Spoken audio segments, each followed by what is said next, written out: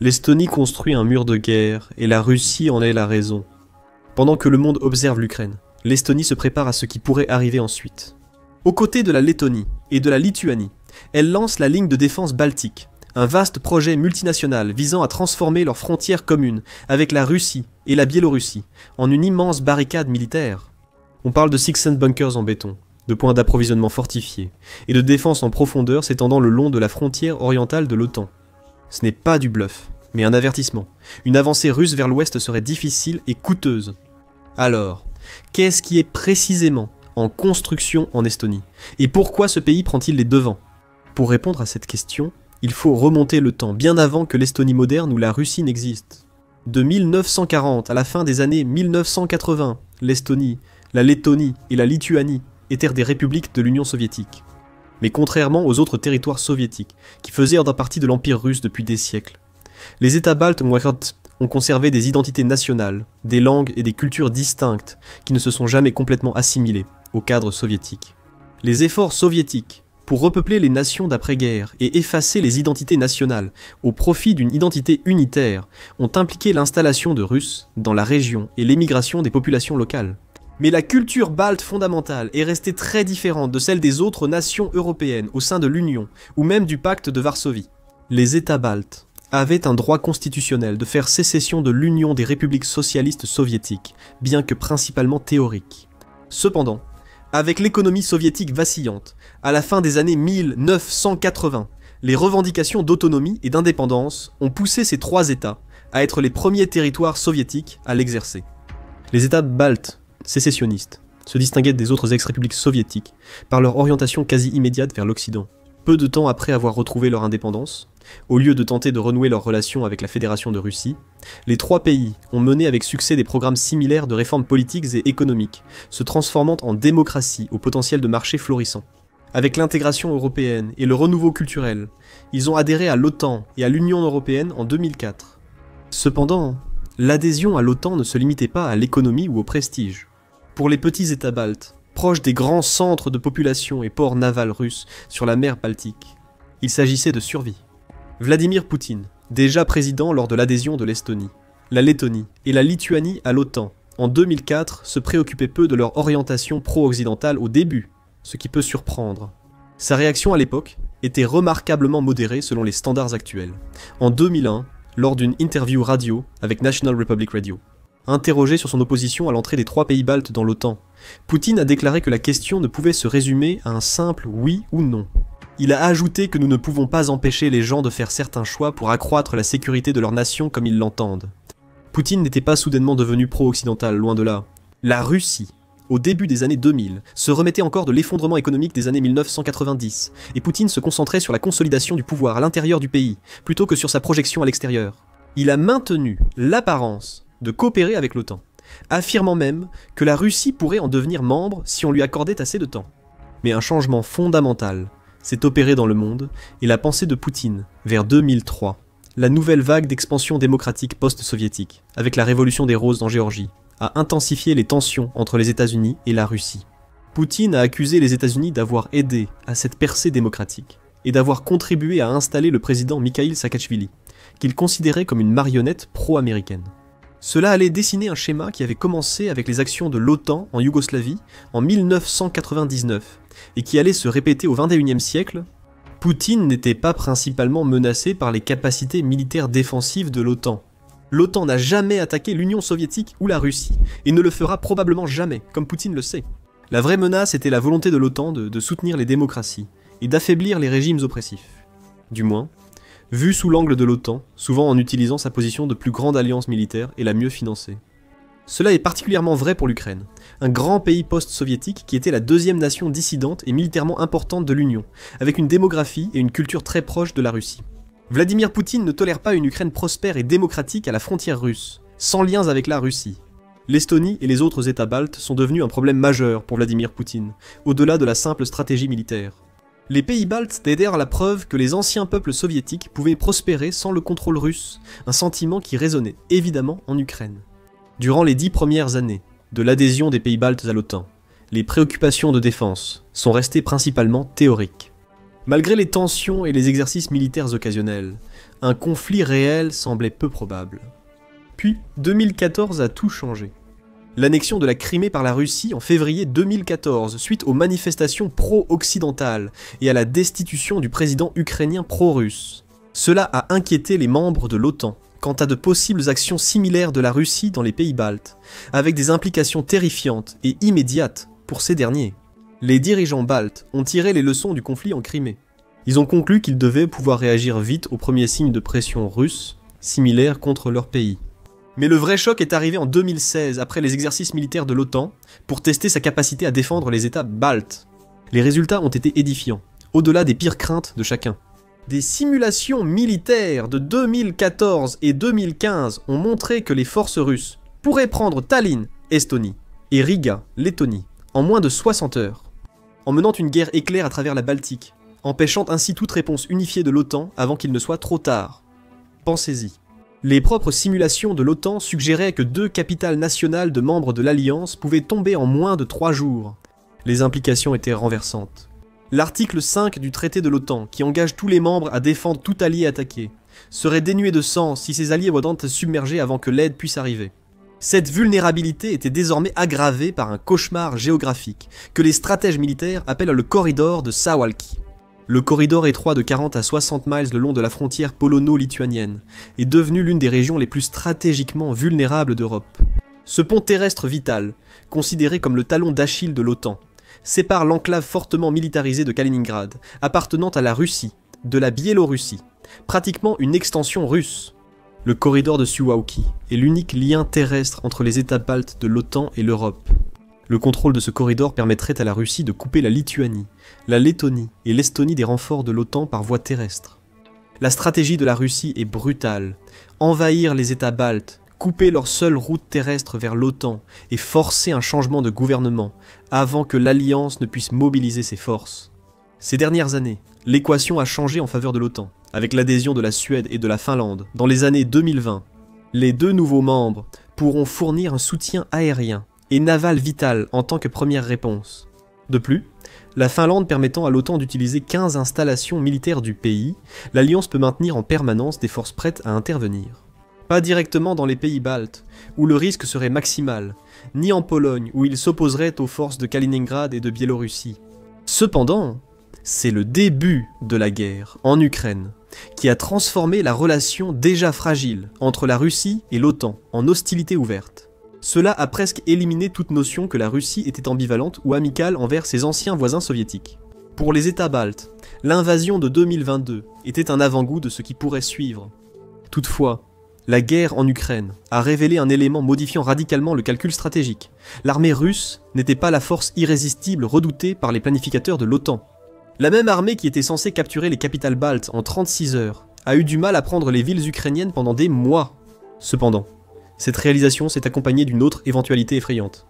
Poutine était prêt à mener une guerre brutale, presque génocidaire, contre l'Ukraine, pays dont il avait besoin pour ses ressources naturelles et démographiques. Les pays baltes diffèrent de la Russie culturellement, et n'ont pas les mêmes ressources ou avantages tactiques.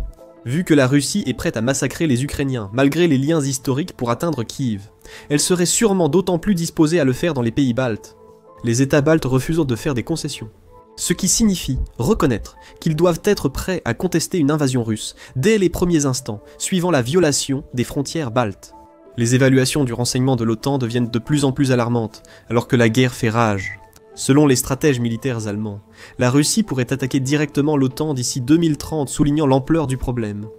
Comment 3 nations relativement petites peuvent-elles élaborer des plans de défense viables, alors que leur seul véritable lien avec le monde extérieur est le même pays contre lequel elles essaient de se défendre?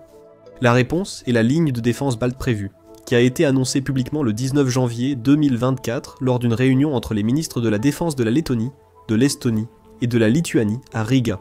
Le projet est impressionnant à tout point de vue.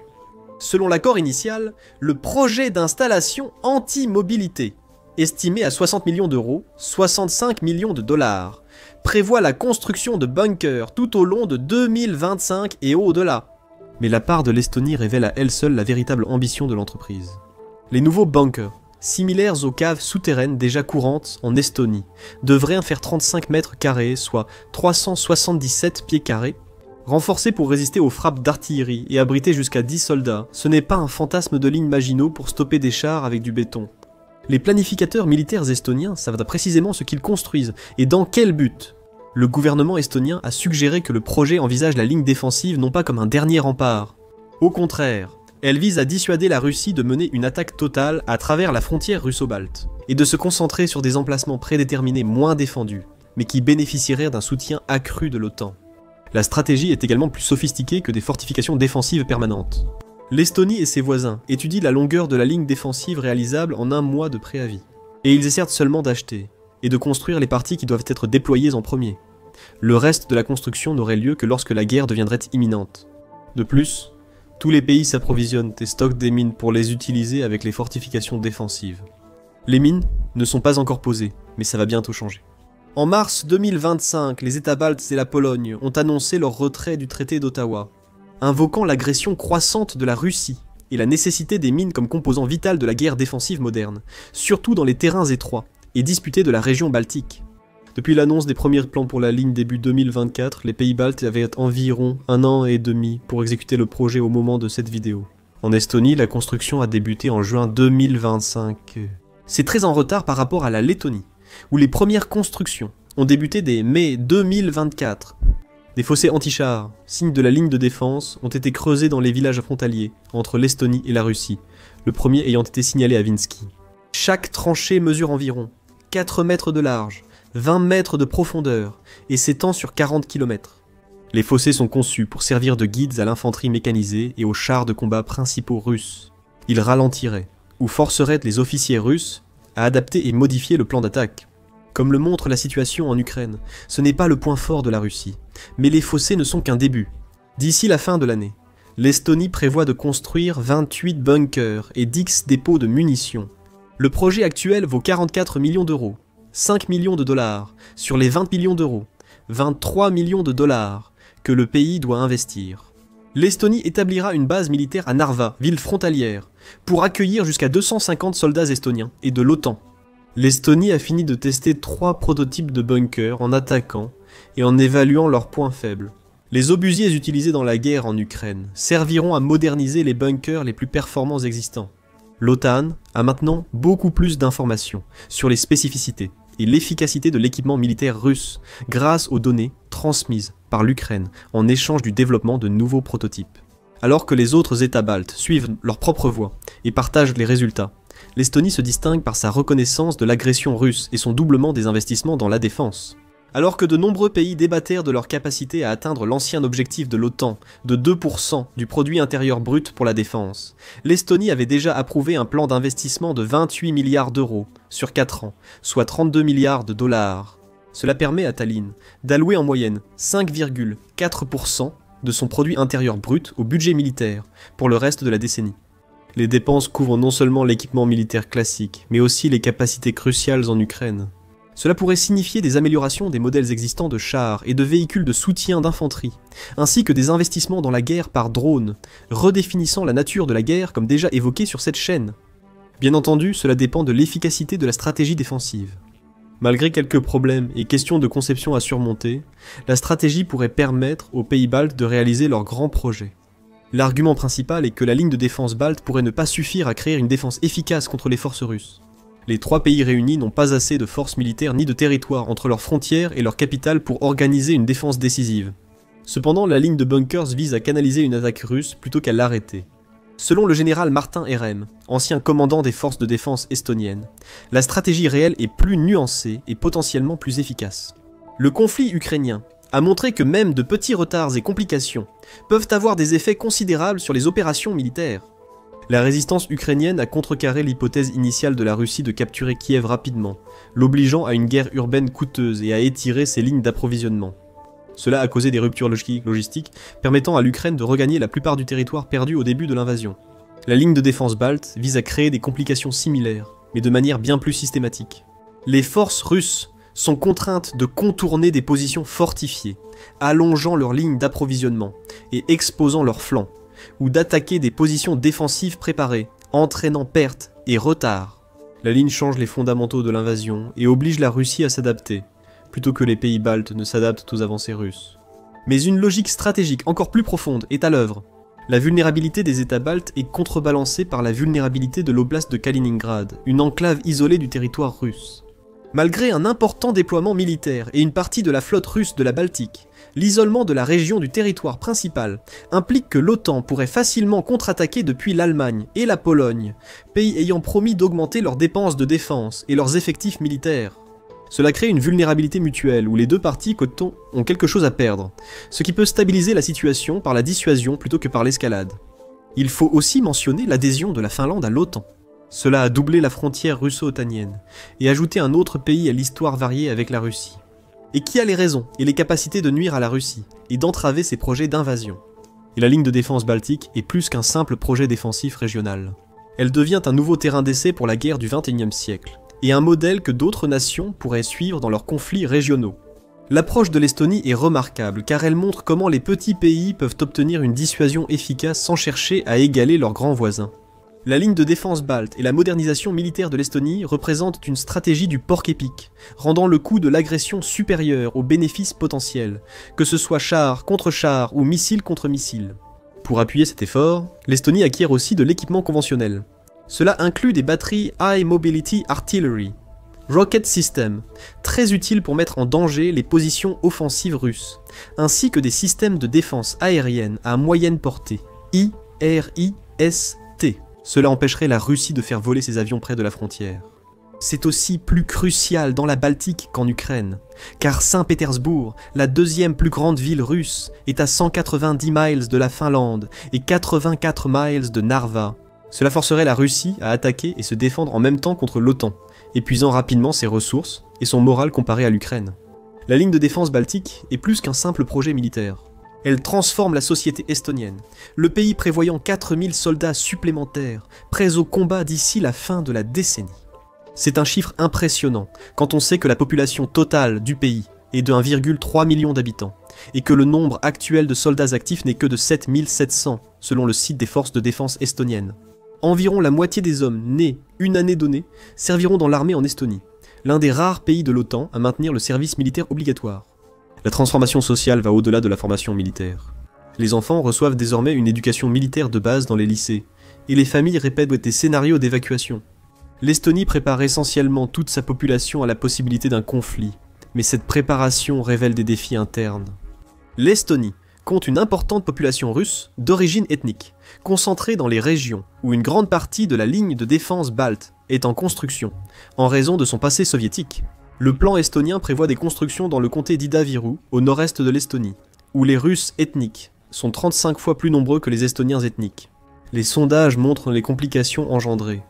D'après une enquête de 2024 du ministère de la Défense, 67% des Estoniens ethniques céderaient leurs terres aux forces de défense si l'Estonie était attaquée, contre seulement 38% des non-Estoniens ethniques. Certains ne s'opposent pas aux travaux de construction en soi, mais craignent qu'ils ne poussent la Russie à attaquer avant que la ligne de défense ne soit terminée, devenant ainsi une prophétie auto-réalisatrice. La réponse est de s'assurer que l'OTAN mobilise ses forces et ses économies pour soutenir pleinement l'Ukraine et les pays baltes, dissuadant ainsi toute nouvelle agression russe. Le sort de la ligne de défense balte aura un impact sur la planification de la défense à l'échelle mondiale. Si le projet dissuade efficacement l'agression, des approches similaires pourraient être adoptées dans d'autres régions vulnérables. Si elle échoue à dissuader ou s'avère inefficace lors d'un conflit réel, les leçons tirées façonneront la pensée militaire pour des décennies. Merci de votre attention. Pour voir comment la Finlande se prépare face à la menace russe, regardez notre autre vidéo. Pour rester informé sur l'impact de la guerre en Ukraine et de la sécurité européenne sur la géopolitique mondiale, abonnez-vous à l'émission Militaire pour des analyses approfondies et des actualités quotidiennes.